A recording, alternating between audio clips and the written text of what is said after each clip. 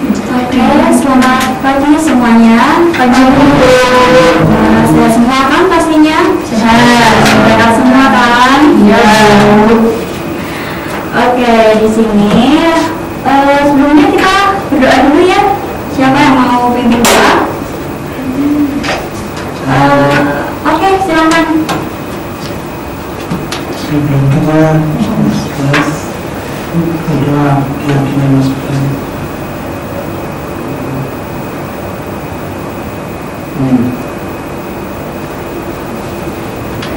Oke, semuanya. Yang kita akan bahas adalah mengenai hak asasi manusia. Pastinya kalian sudah pernah mengenal ini atau mungkin sudah pernah mempelajari, mungkin ada di SD atau SMP. Kalian pasti sudah pernah mendengar apa itu HAM.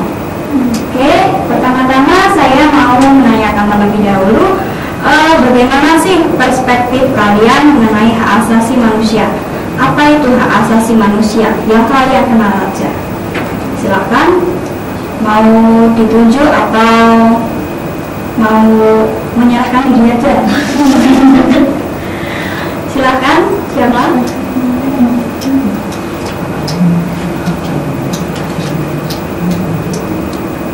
Oke, Isa mungkin.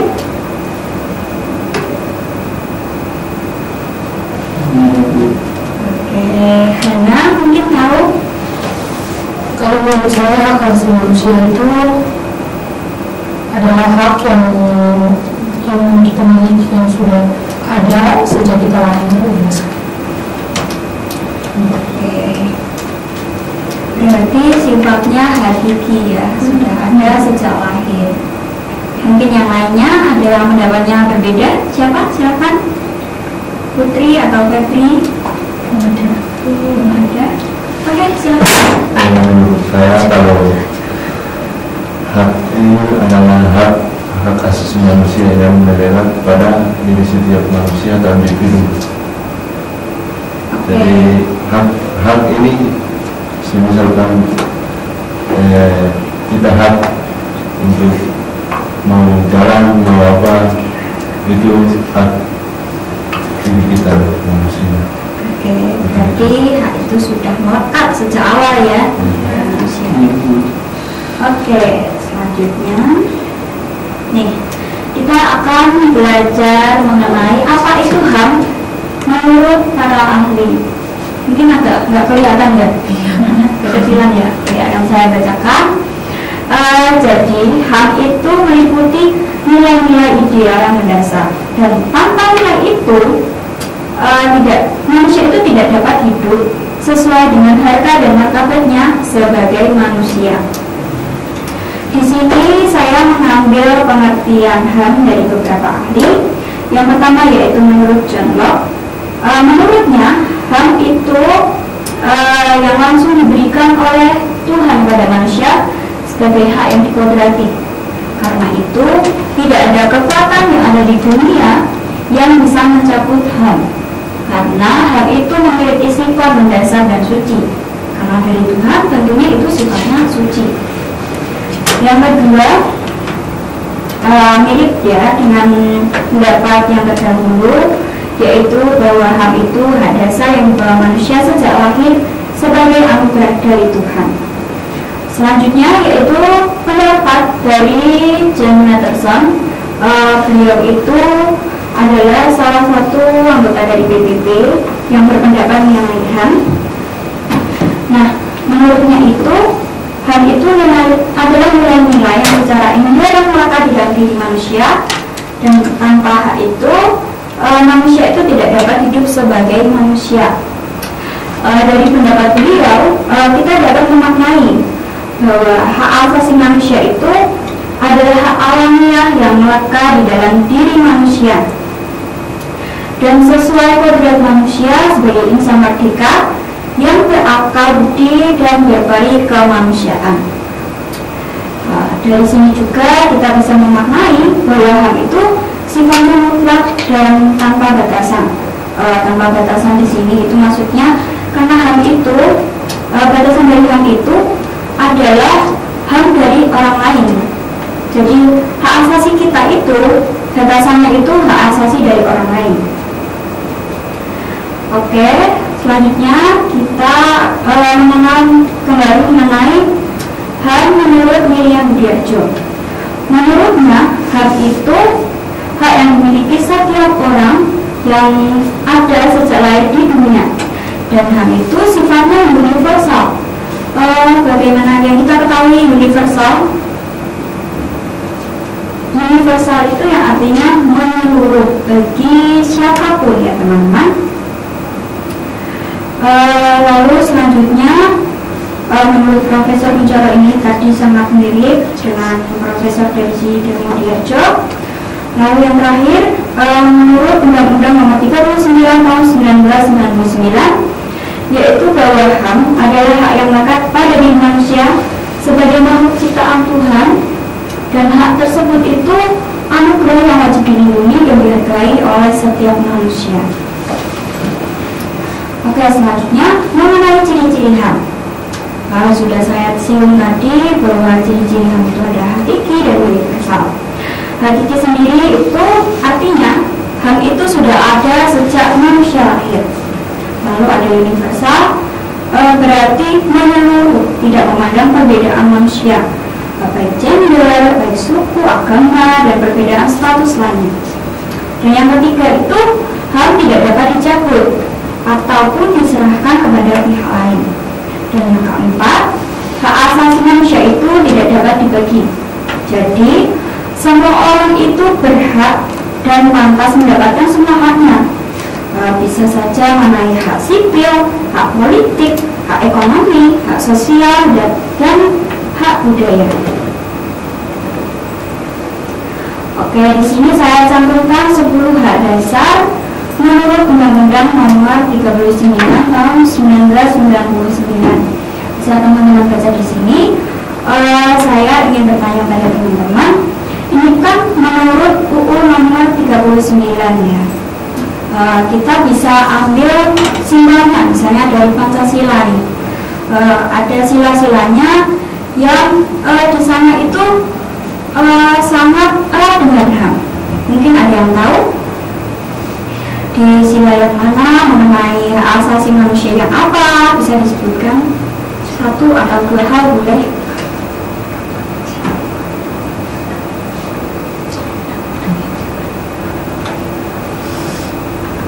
Gini, misalnya sila pertama itu ketuhanan yang Maha Esa. Nah, di situ kita bisa mengambil hak asasi manusia di situ itu yang bisa kita dapat itu apa sih? Oke, silakan. Kan tergantung dari diri kita sendiri.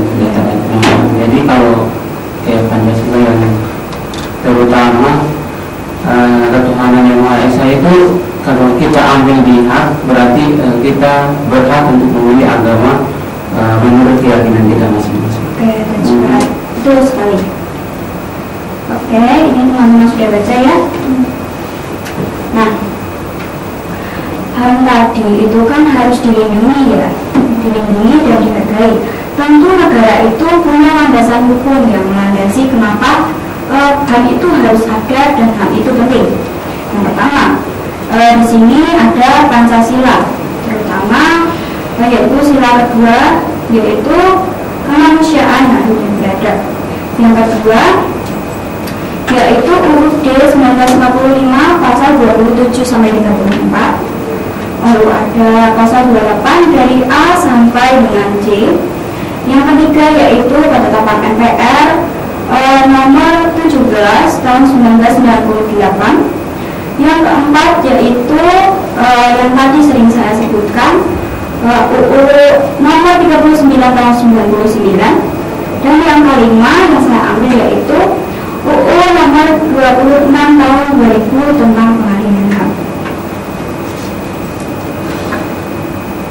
Selanjutnya kita akan menyinggung sedikit mengenai pelanggaran HAM. Oke, mungkin hanya bisa bacakan apa itu pelanggaran HAM. Oke, mungkin Febri bisa dibacakan.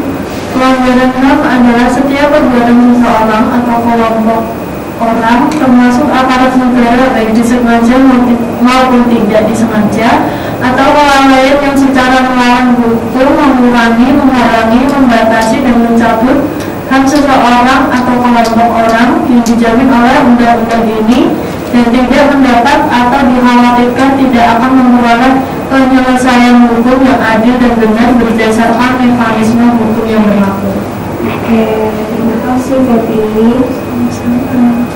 Nah, mengenai pelanggaran HAM, bentuk dari pelanggaran HAM itu ada dua, yakni diskriminasi dan selanjutnya ada peniksaan. Lalu yang kedua, sifat pelanggaran HAM itu juga ada dua, yaitu pelanggaran HAM yang berat dan pelanggaran HAM yang ringan. Pelanggaran HAM yang berat itu misalnya ada genosida dan kejahatan terhadap kemanusiaan. Lalu yang ringan itu seperti pencemaran lingkungan. Oke, di sini saya karena sudah selesai pembahasan materi kita, saya akan memberikan soal. Mungkin teman-teman bisa menjawabnya sampai 3, nomor 3 aja ya teman-teman. Dan nomor yang lain akan kita lanjutkan di minggu selanjutnya.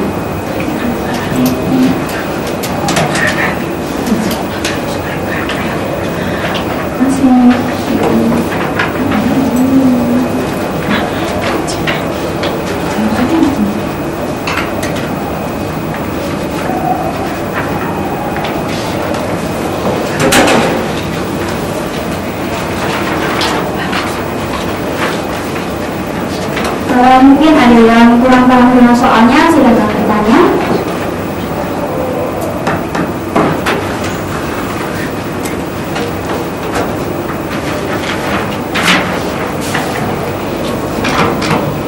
Apakah soalnya cukup bisa dimengerti, teman-teman? Bisa dulu. Oke, saya tunggu ya. 2 menit gimana? Cukup? Cukup. Oke.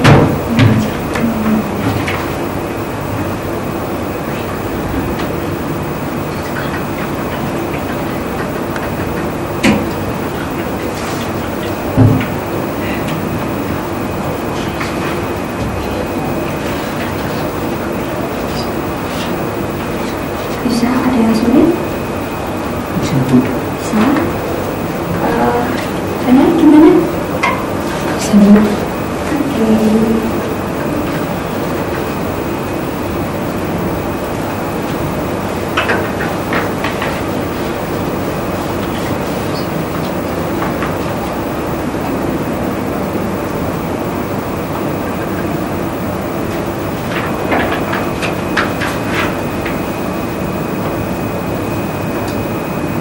Nomor 1, kalian bisa sebutkan yang mungkin ada di sekitar kalian juga ya teman-teman, atau mungkin kasus yang cukup terkenal juga bisa, silakan.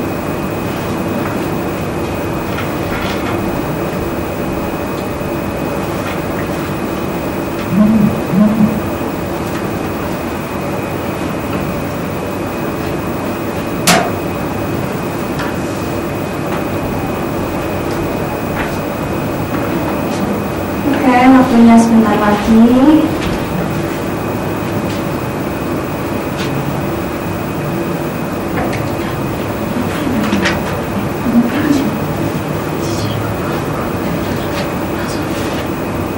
Ingat ya, 3 soal aja, nggak usah banyak-banyak.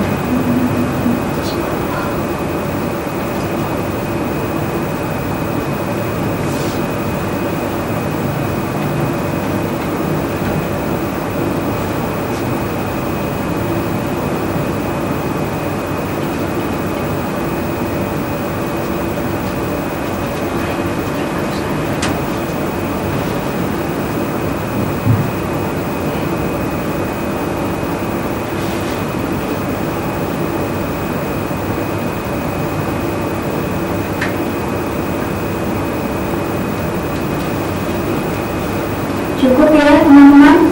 Cukup.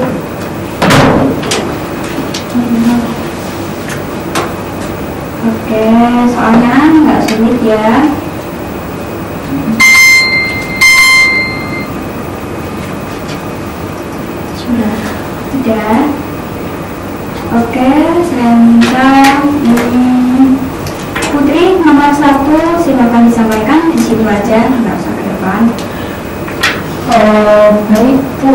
saya akan menyampaikan Ini yuk.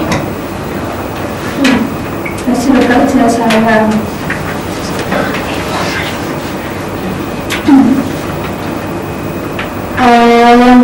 Yang pertama itu mengapa banyak terjadi kasus pelanggaran hak asasi manusia?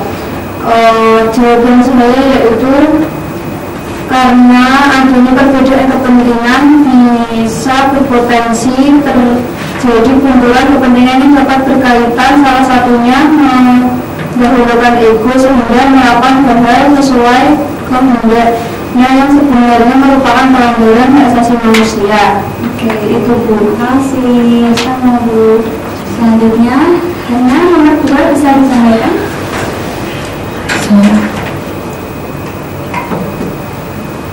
Di sini saya akan menunjukkan terkait dengan memberikan contoh pelanggaran hak di sekolah. Di sini ada 3. Yang pertama yaitu perilaku diskriminasi guru terhadap murid karena perbedaan agama, pemberian hukuman secara fisik seperti memukul dari guru ke murid. Terus yang terakhir ada tawuran antar belajar. Oke, yang ketiga, Febri silahkan. Untuk menjawab nomor 3 itu menurut saya pemerintah perlu memberikan suatu keringanan, atau mungkin bisa jadi keringanan itu berupa beasiswa kepada siswa yang tidak mampu untuk melanjutkan bersekolah. Jadi meskipun mereka tidak mampu, mereka tetap melakukan jenjang pendidikan yang sesuai dengan peraturan pemerintah, yakni 12 tahun bersekolah. Mungkin seperti itu. Oke, terima kasih. Saya sangat mengapresiasi sekali apa yang kalian jawab, dan artinya kalian sangat cukup memahami materi ini ya teman-teman. Mungkin di soal selanjutnya kita lanjutkan minggu depan, dan jawaban kalian ini nanti akan saya masukkan di nilai tugas harian. Oke, mungkin cukup ya pelajaran hari ini. Oke, bisa kita sudahi? Bisa. Oke, silakan bisa untuk menutup dengan doa. Mari kita berdoa. Terima kasih Bapak atas kesempatan hari ini kami telah menyelesaikan sebenarnya kami, kiranya pertemuan kami berikan ibadah kami dan Tuhan Yesus selalu dirahmati. Oke, terima kasih semuanya. Terima kasih.